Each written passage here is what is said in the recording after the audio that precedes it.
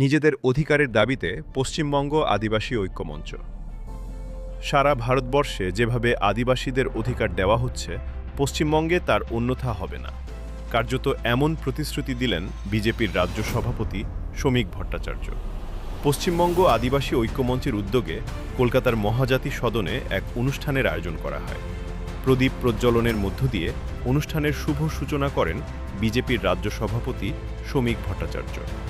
এছাড়া এদিন উপস্থিত ছিলেন উত্তর কলকাতা বিজেপির রাজ্য সভাপতি তমগ্ন ঘোষ, আদিবাসী ঐক্যমঞ্চের সভাপতি রুবেন রাভা, সাধারণ সম্পাদক তারক বাগ, সমীর হাসদা, লিম্বা লেপচা, তানসি দার্জে শেরপা সহ বহু বিশিষ্ট ব্যক্তিবর্গ।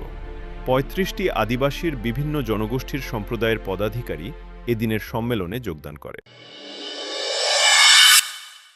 আজকে তো ইতিহাস সৃষ্টি হয়ে গেল। আপনারা নিজের আদিবাসী পরিবার বা আদিবাসী সমাজ হিসাবে ৩৫টি জনগোষ্ঠী এক হয়েছে। তাতে আবার আমাদেরকে সম্মান রেখে আমাদের রাজ্য সভাপতি তিনি উপস্থিত হয়েছেন। দাবি নয়, এটা দাবি নয়, এটা হচ্ছে আমাদের অধিকার, জন্মগত অধিকার।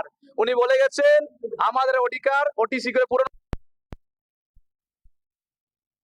রেখে গেছেন। তো আজকে এই ইতিহাস সৃষ্টি হয়েছে গোটা পশ্চিমবঙ্গের, নতুন অধ্যায় সূচনা আদিবাসী সমাজের। গোটা পশ্চিমবঙ্গের 40টি আদিবাসী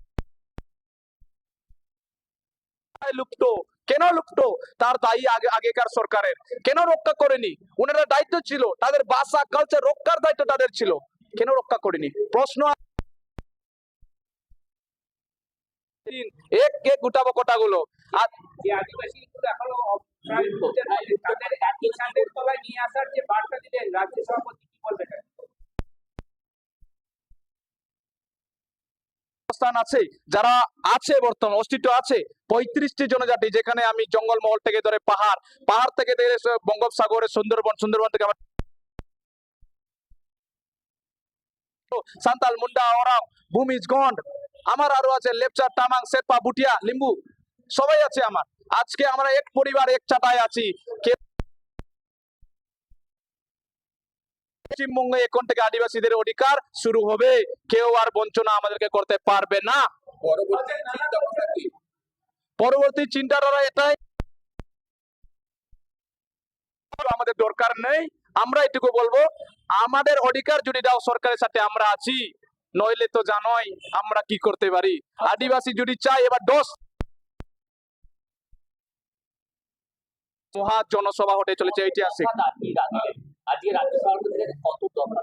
এটা কোনো দাবি নয়, প্রথম কোটা দাবি নয়, এটা অধিকার। সরকার কি করেছে? ছোট ছোট বোর্ড গঠন করে দিয়েছিল পাহাড়ে, 5টা ট্রাইবাল বোর্ড। সেই বোর্ড গঠন করে দিয়ে চেয়ারম্যান কাকে বসায়? এমএলএ। আরে এমএলএ কে যদি বসানো হতো তাহলে বোর্ড গঠন করে কেন বসাবে? ওরা অলরেডি বোর্ডে আছে। দেখুন, ক্ষুদিরাম দা একজন যোগ্য জননেতা, উনি আমাদের অভিভাবক। আমার বাবা উনি, তো উনার দায়িত্ব আছে, উনার দায়িত্ব পালন করা। আমি ছেলে হিসাবে আমার পরিবার যে দায়িত্ব আমরা সেটা পালন করব। উনি সরকার লেভেল জনগোষ্ঠী সে সমর্থন করছে ক্ষুদিরাম দাকে। কালচার আছে এই নানা জনজাতির মধ্যে দিয়ে, আদিবাসীর মধ্যে দিয়ে চারো বিষয় উত্থাপন করেছি মেমোরান্ডামে। আমরা কি বলেছি সেখানে? The protection of mother tongue, মাতৃভাষা বাঁচানোর ক্ষেত্রে আমাদেরকে একটা কমিটি গঠন। বিকজ আমি যেমন রাভা, আমার সম্প্রদায় আলিপুরে আছে, তবে কোচবিহারে আমার ভাষা নেই। কেন নেই? তারা আজ হারিয়ে যাচ্ছে, কেউ দাস হয়ে যাচ্ছে, কেউ বর্মন হয়ে যাচ্ছে। সেই রক্ষাস্থান West Bengal mother tongue protection committee এই বছরে আমরা গঠিত ওঠার জন্য আমি বলেছি, কারণ ওই ভাষা যদি না বাঁচে আমাদের লুপ্ত অস্তিত্ব কালচার। কতটা স্পন্সর করব, কত টাকা কালেক্ট করব, কয়জন টিচার আগে চালাবো, যদি সেই কমিটি হয় সেখান থেকে প্রত্যেকটা জনজাতি, শুধু রাভা নয়, যেখানে ভূমিজ আছে, গন্ড আছে।